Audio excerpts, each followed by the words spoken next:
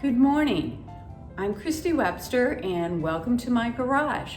But I hope that we will be able to share some tips and tricks in putting our holiday greens together.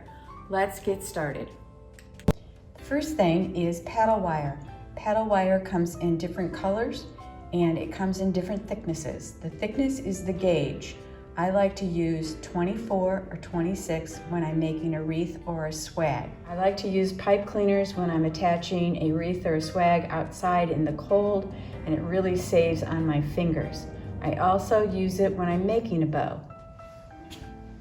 And I should mention a good pair of clippers and a good pair of scissors. Ribbon for making bows. My goodness, ribbon comes in all different kinds of patterns now, and most of it comes with a wired edge, so making a bow is so much easier than it used to be. Design Master Glossy Wood Tone is just the most wonderful thing to freshen up an old wreath. I also like to use floral tape.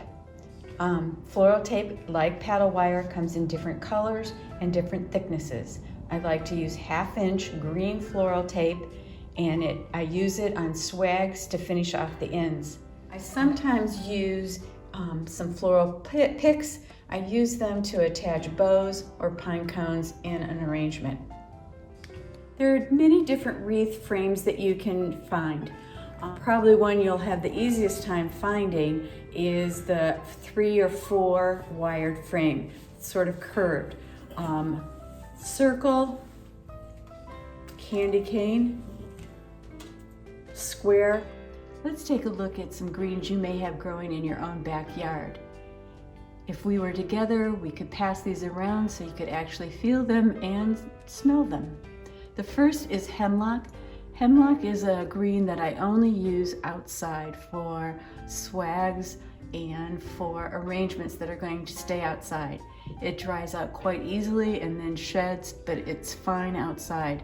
The bonus, it has these sweet little pine cones on it. Next, we have spruce. I have an abundance of spruce in my yard, so I use it a lot for both arrangements and swags. Blue spruce, the only difference we have is the tips of it are, of course, blue-green. Next, we have white pine. White pine is what you see a lot in pine roping that you buy at the store. It's soft, it's a brighter green, and much longer needles. Arborvitae.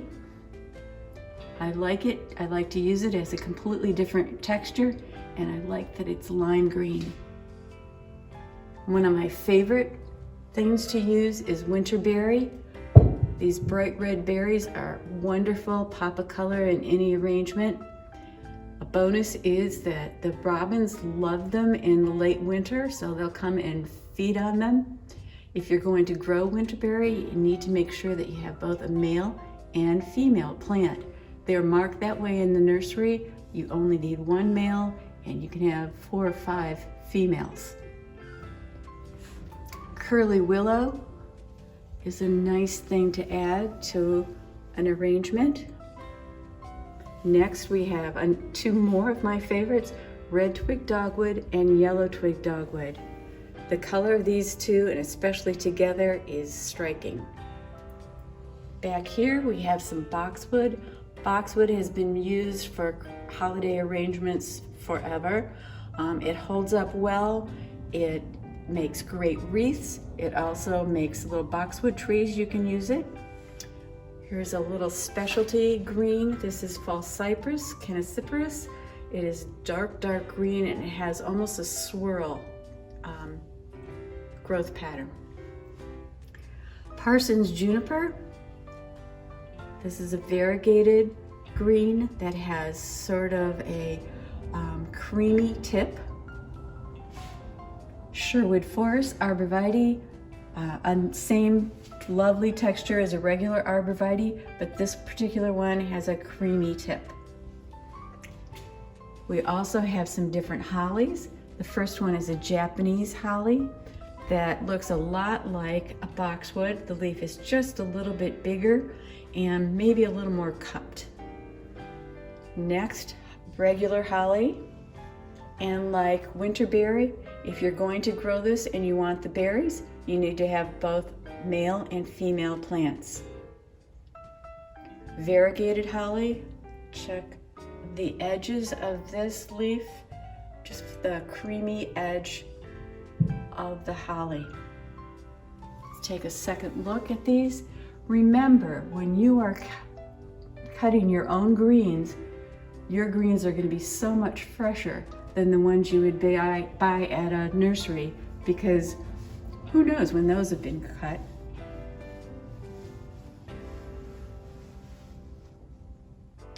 For our first demonstration, let's make a wreath. We're going to wire onto a double wire frame. I'm going to attach my paddle wire first, and I'm going to wire on a bundle of spruce. I'm going to go around the bundle several times, probably 4 or 5 times to make it nice and secure. I like to vary my greens as I'm putting them on. So the next bundle I'm going to put on is a juniper. Having your bundles made ahead of time so that you just have to pick them up and go to the next bundle. Here we have another bundle of spruce. The other tip I would give you is be generous with your bundles, and show you a finished wreath that was made from the Canocypris and the lime green arborvitae. I've also added some pine cones. I might also want to add a bow to my wreath. And there I have a finished wreath that smells great. The next thing we're going to demonstrate is a swag. I tend to make lots of swags because they are just so versatile, and I can use them all different places: on fence posts, on a lamp post, on my mailbox, on my front door. There's lots of ways to use a swag. I'm going to start with some spruce, wire that together. Again, I'm not going to cut the wire in between layering on the different types of greens. Get that nice and secure. My next layer I'm going to put on, and again, I also have everything pre-cut right here ready to go, so I'm not fumbling around trying to figure out what I'm going to do next. I'm going to put on some holly, and I want a little more red, so I'm going to put on just one spray of winterberry.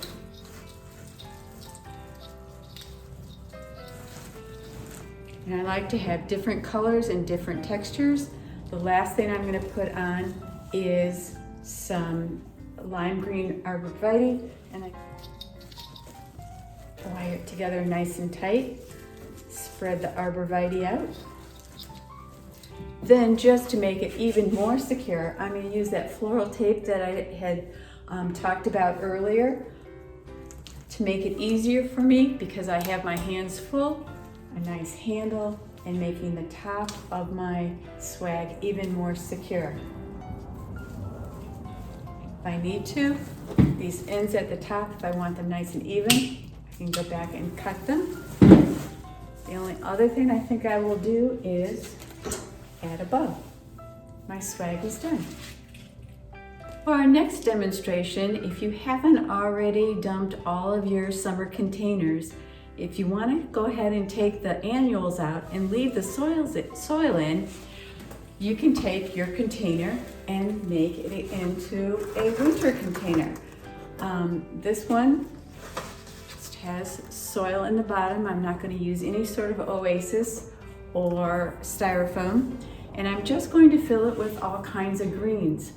Remember, when you're using annuals in the summer and making an arrangement in a container, they always say to make a thrill, a fill, and a spill. Matter a bit. It's a good place to use the hemlock, because this is going to stay outside.